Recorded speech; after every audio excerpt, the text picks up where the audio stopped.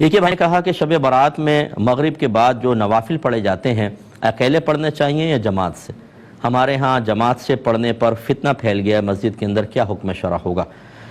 دیکھیں بالکل اگر جماعت سے اس کا اہتمام ہوتا ہے تو نہ منع کیا جائے۔ اچھی طرح سمجھ لیں کہ ہمارے فقہا جو پرانے فقہا تھے، قدیم فقہا تھے، انہوں نے یہ نوافل کو جماعت سے پڑھنے کو منع کیا تھا، لیکن ہر ایسا نہیں دو چار جمع ہو گئے خود پڑھ لی کوئی بات نہیں، وہ تداعی کے طور پہ، تداعی کا مطلب باقاعدہ دعوت دینا، یا یوں کہہ لیں کہ ایک امام کے علاوہ کم از کم 4-5 مقتدی کا ہونا، انہوں نے منع کیا کہ ایسا نہ کریں۔ اچھا کیوں منع کیا تھا؟ اس وجہ سے کہ اس زمانے میں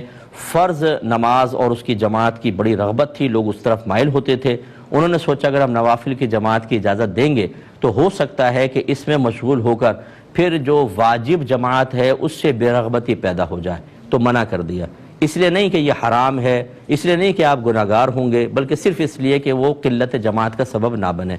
پھر جب تغیر زمانہ ہوا تو ہمارے بہت سے فقہا نے، جن میں خود اعلیٰ حضرت امام اہل سنت امام احمد رضا خان ہیں، فتاوی رضوی میں فتاوی موجود ہے، انہوں نے اس کی باقاعدہ اجازت مرحمت فرمائی، بلکہ یہاں تک لکھا کہ یہ اس وقت جو فقہا نے منع کیا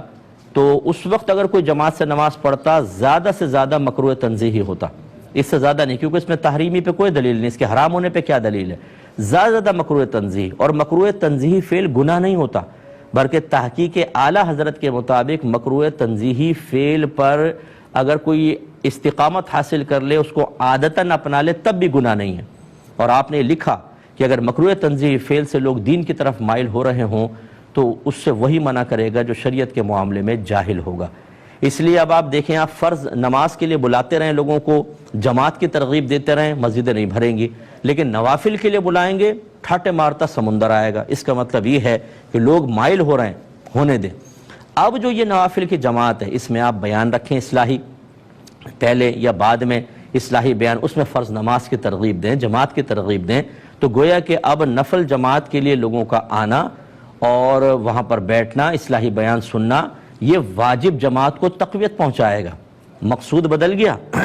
اور میں نظیر کے طور پہ آپ کو بیان کر دیتا ہوں، آپ یہ دلیل پیش کر دیجئے گا۔ انہی فقہا نے، علماء متقدمین نے جنازے کے ساتھ بلند آواز سے ذکر کو مکروہ قرار دیا تھا، جیسے نوافل مکروہ، اسے بھی مکروہ قرار دیا، اور اس کی وجہ یہ بیان فرمائی تھی کہ سب لوگ جو تھے اس زمانے میں وہ مردے سے عبرت حاصل کر رہے ہوتے تھے، اپنی موت کو یاد کر رہے ہوتے تھے۔ اسی لیے امام غزالی رحمۃ اللہ علیہ نے لکھا کہ پہلے زمانے میں اگر کوئی کسی کے پاس تعزیت کرنے جاتا تو اسے یہ نہ پتہ چلتا کہ رشتہ دار کون ہے، قریبی رشتہ دار، اور اجنبی کون ہے، سبھی رو رہے ہوتے تھے، صدمے میں، افسوس، اپنی موت کی طرف متوجہ۔ اس زمانے میں پھر فقہا نے فرمایا کہ بلند آواز سے ذکر اس غور و تفکر کی راہ میں رکاوٹ بنے گا، لہٰذا مکروہ ہے۔ پھر جب تغیر زمانہ ہوا، اب لوگ جنازے کے ساتھ جا رہے ہیں، کوئی موبائل پہ کاروبار کی باتیں کر رہا ہے، ہنسی مذاق ٹھٹے کر رہے ہیں، تو کہا کہ بلند آواز سے ذکر کرنے دو کہ اب یہ جو ذکر ہے موجودہ زمانے کا،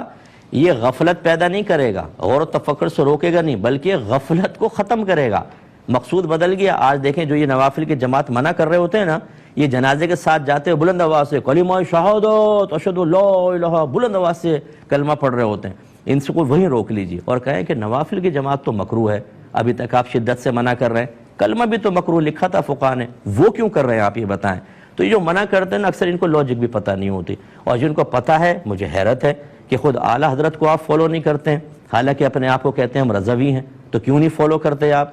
آئیے اس کے اوپر پھر مطلب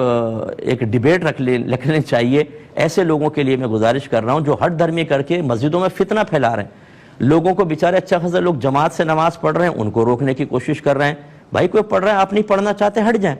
پڑھنے دے لوگوں کو۔ باقی تفصیل میں نے بیان کر دی ہے، کسی کو اور تشفی چاہیے تو انشاءاللہ پھر اور میں آپ کو مواد بھی فراہم کر سکتا ہوں، لیکن یہ اس طرح کے فتنے فساد نہ پھیلائے جائیں۔ کمیٹی کو چاہیے اس پہ اگر آپ سمجھتے ہیں کچھ لوگ فتنہ کر رہے ہیں مسجد کے اندر تو اس پر ایک فتویٰ لے لیں، ہماری اکیڈمی سے لے لیجئے کہ میرا نمبر لے لیں، یہاں سے ہم آپ کو ریٹن فتویٰ دے دیں گے، ہوگا بھی فتویٰ وہی دے دوں گا، پہلے بنے ہوتے ہمارے فتوے، تو وہ آپ لے کر وہ دے دیں کمیٹی کو، اور جو لوگ اعتراض کریں اس کو دکھا دیں کہ اس کے خلاف دلیل لے کر آؤ۔ انشاءاللہ نہیں لے کر آ سکتے اور پھر آپ کا کام آسان ہو جائے گا۔